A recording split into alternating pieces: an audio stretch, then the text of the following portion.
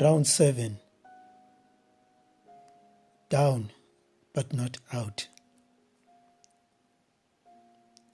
It is maddening to feel as though you are swinging your fist at nothing.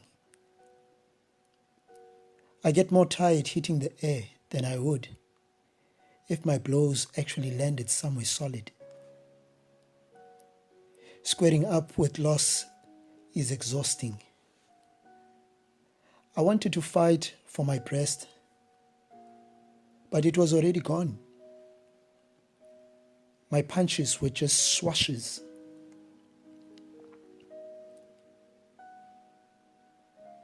I was in the ring with emptiness and sadness.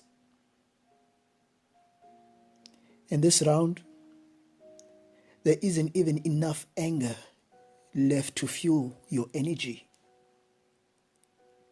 Loss is an inevitable part of living.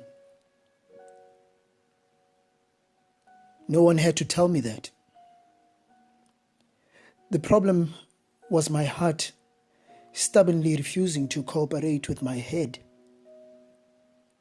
You've lost things before, my head said. Remembering specific toys and football games, and that one high school boyfriend.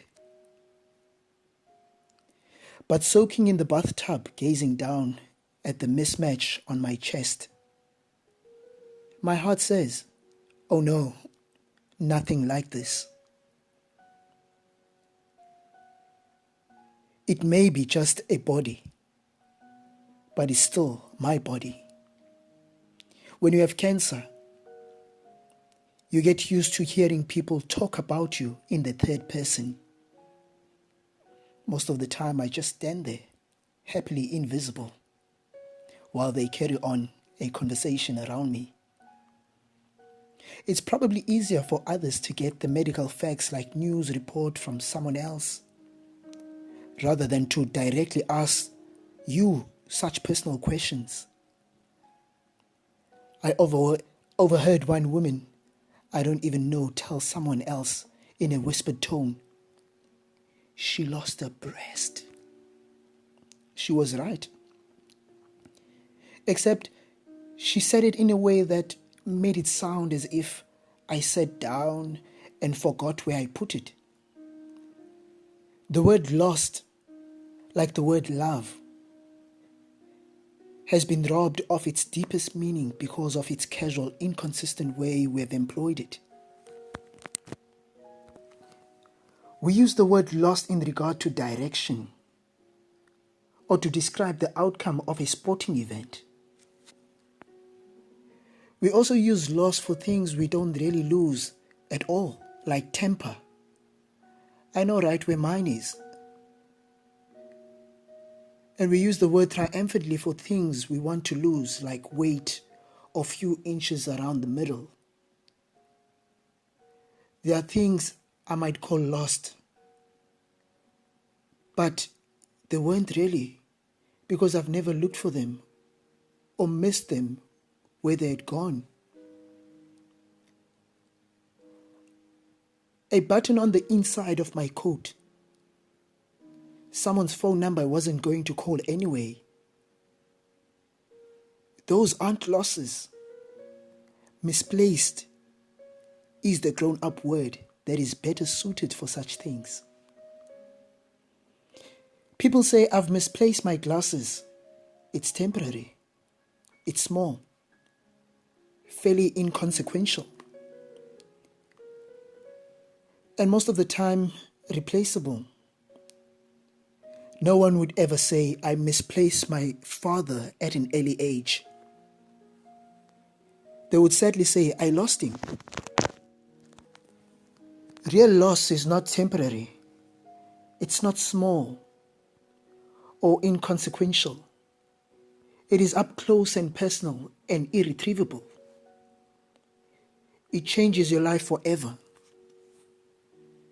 Time is a gentle healer for loss, but healing requires more than time.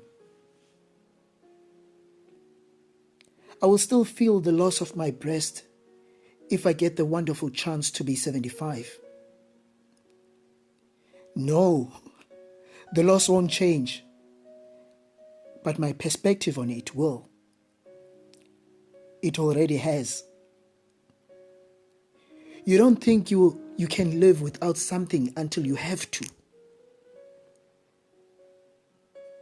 Cancer is a terrible crucible, but ever refining. How much of my life can I lose because it's made up of tangible things? I want a life made up of things no one can take away. I think about this a lot in the bathtub as I build up the studs around me. The bubbles help me refuse to let cancer steal more of my life's pleasures. Suppose I was walking from my car from a grocery store, and a man grabbed my arm and demanded my wallet. After a split second of thought, I would hand over my wallet and even my arm if I could free my life. He might not have a gun, but it wouldn't be worth it to me to find out. I'll just give him the wallet. Later, I would have time to think about everything that was inside my wallet. My license, my money, my credit cards. And it would make me feel sick to my stomach to think about all I'd lost. The proof of my identity, the value of the $200 cash, my insurance card. The loss of these might seem overwhelming, but not so overwhelming that I would question giving them up. Now suppose I discovered, in my haste to hand it over, the inside part of my wallet has slipped out. Suppose he got my wallet, but he got nothing of what was inside it. Now that would change everything. Everything of value would still be there. The wallet was nice, but its value came from what was inside. A breast or a wallet? I had to give it up to save my life. But the disease didn't get the good stuff. All the meanness that makes me is still there. The me that laughs too loud at the table.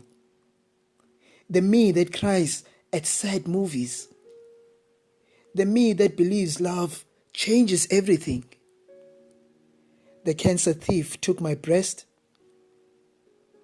but I have all the value of what was underneath.